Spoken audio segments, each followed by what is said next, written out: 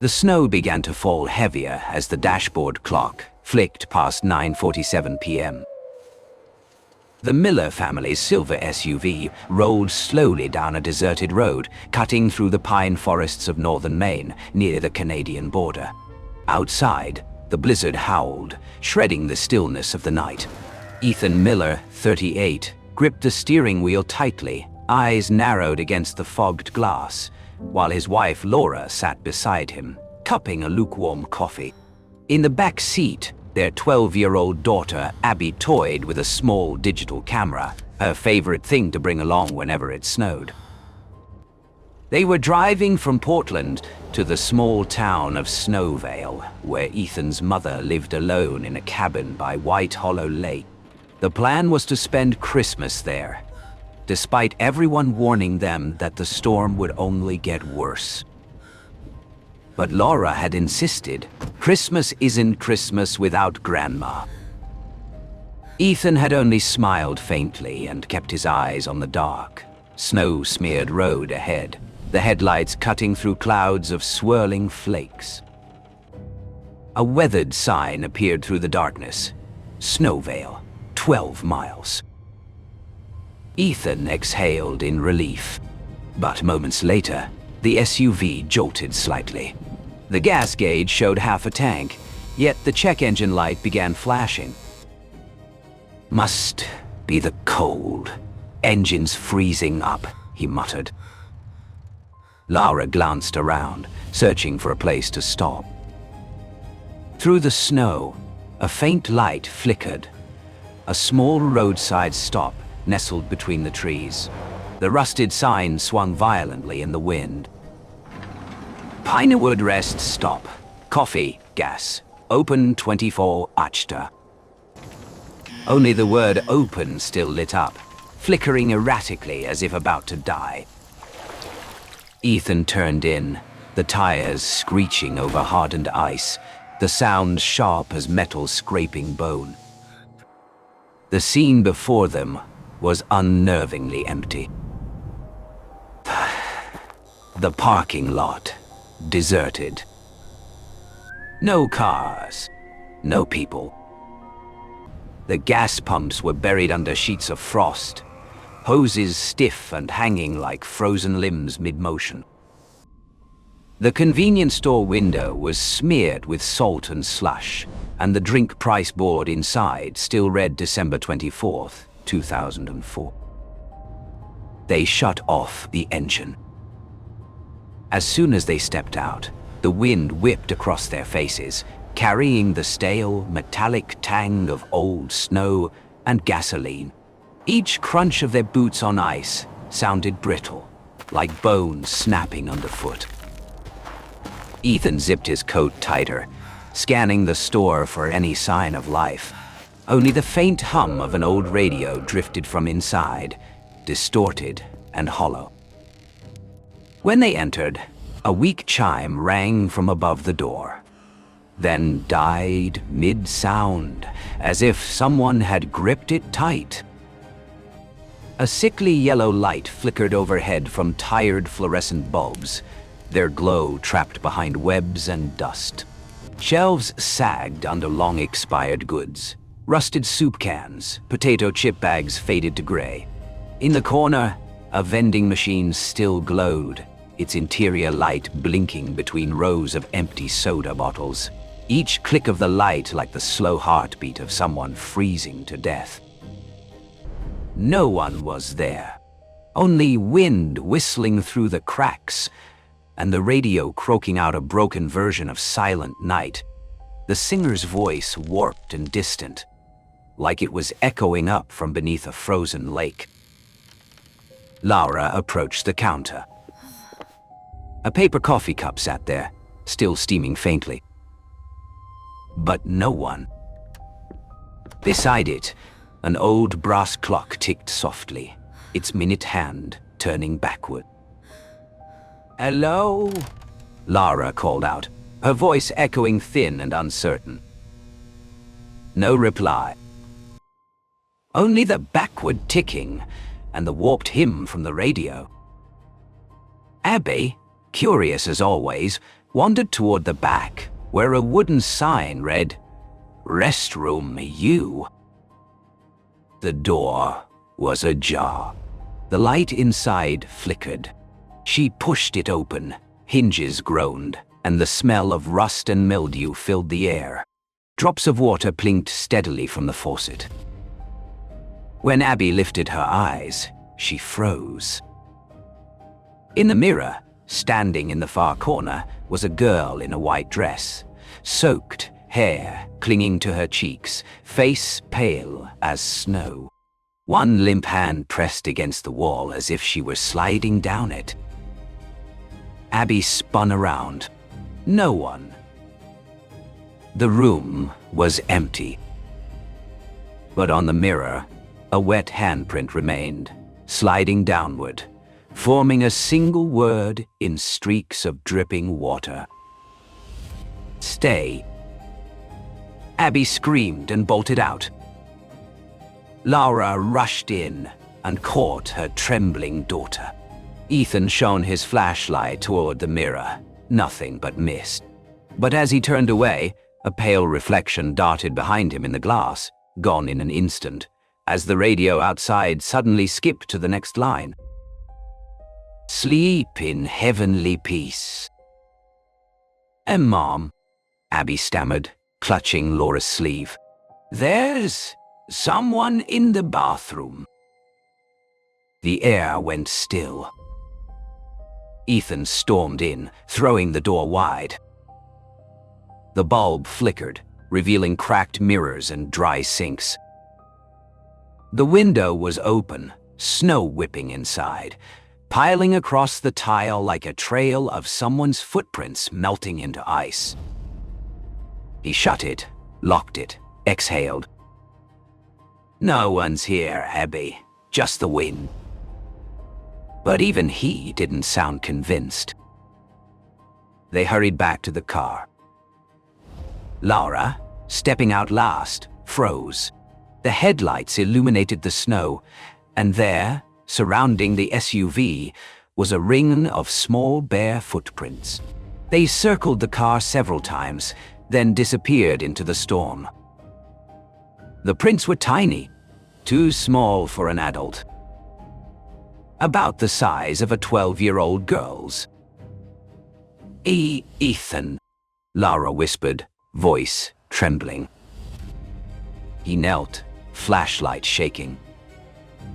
"Probably deer," he said softly, "or someone passing through." But his eyes betrayed the lie. They climbed back inside. The doors thudded shut. The wind outside swallowed every sound. The storm worsened. The SUV rocked under the force of the gusts. Suddenly, the radio crackled to life. Static hissed. Then, a child's voice, trembling, almost drowned in the noise. "Don't go home. She's still there." Ethan slammed the power button. Nothing. The voice continued, clearer this time. "She's waiting for you." A spark flared from the dashboard, and the radio went dead. Abby began to sob. Laura held her close, but the overhead lights started flickering. Every flash distorted their reflections in the windows, as if a fourth figure was sitting in the car with them. Ethan's heart stopped cold. In the rearview mirror, a girl sat in the back seat beside Abby, drenched, hollow-eyed, skin white as frost. Her lips parted, whispering one word. "Cold." He turned. Nothing. But the seat was wet. "Let's go," Ethan rasped. "Now." The SUV roared through the storm. For 30 minutes, they drove through the white void until a faint glow appeared, a small town sign, Derifield. One building still had power, a rundown motel with a flickering vacancy sign. Inside, the reception desk was empty. The guest book lay open, one entry written in shaky letters. Miller, room 6. Laura turned on the tap to wash Abby's hands. The water that came out was ice cold, thick with the smell of rust. When she looked up, the mirror above the sink fogged over, even though the air was freezing. Her reflection blurred, stretched, and beside her, another face emerged through the mist, pale purple lips, hair soaked and clinging to her skin. A voice whispered, close to her ear. "It's too late. She already knows you." The light snapped off. Laura screamed. Ethan burst in, kicking the door, pulling her into his arms. The mirror shattered. From the shards, dark water dripped, pooling into the shape of a sliding hand. Abby's cry came from the bedroom. "Mom, someone's knocking on the window." They ran out. Snow lashed against the glass, but pressed on the outside pane was a small handprint, frozen solid.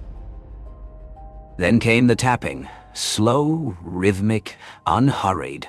Thud, thud, thud.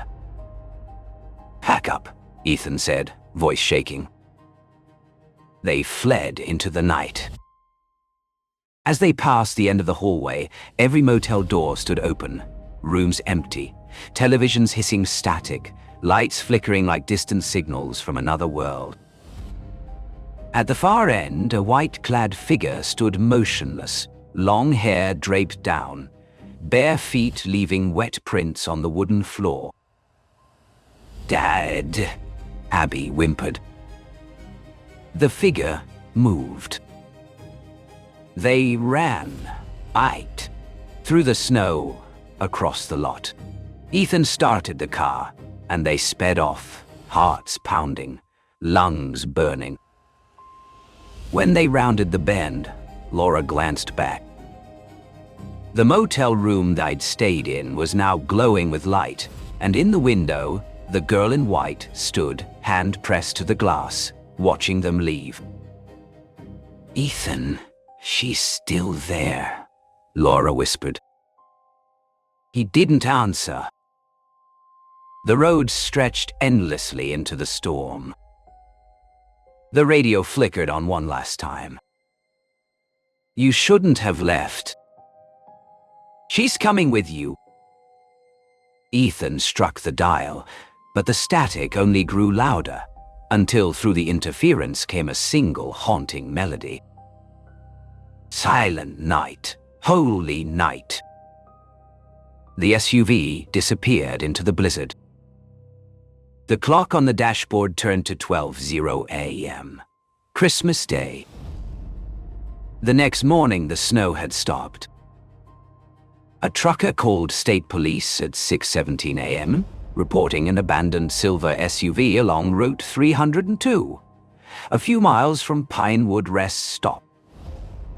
When officers arrived, the scene was eerily quiet. The car's doors were ajar, blinkers still pulsing faintly. The keys were in the ignition, but the engine was stone cold. Inside, everything was soaked, as if the vehicle had been submerged underwater. Abby's stuffed bear lay face up on the back seat, dripping wet. On the rear window, a child's handprint had frozen solid in ice. "No signs of struggle?" one officer asked. "None," the other replied. "No footprints, no blood, just this." He pointed at the radio. It was still playing. Static, interlaced with the faint, warped voice of a child singing. "Silent night, holy night." A gust of wind blew the door open. A motel receipt fluttered to the snow. Derrifield Motel, Room 7, December 24th. But when the officers went to the address, the motel had been abandoned since 1998, burned out in a fire. Room 7 was covered in dust, except for a single wet handprint on the wall. On the floor lay an old photograph, a girl in a school uniform, standing before a sign that read, "Pinewood Rest Stop." The corner of the picture bore the date, 1987. As they left, a young officer glanced in his rear-view mirror, and for a split second, he saw her. A girl with dripping hair, sitting in the back seat, eyes hollow, face pale. He braked hard, turned, nothing. But on the fogged glass of his rear window, a new message appeared, written in a trail of frost. "Silent night never ends." The wind wailed through the pines, carrying a faint, ghostly hum, a woman's voice singing from somewhere deep in the frozen woods. And far off, buried in the snow of northern Maine, the old neon sign of Pinewood Rest Stop flickered to life once more. The word "open" glowed weakly in the storm,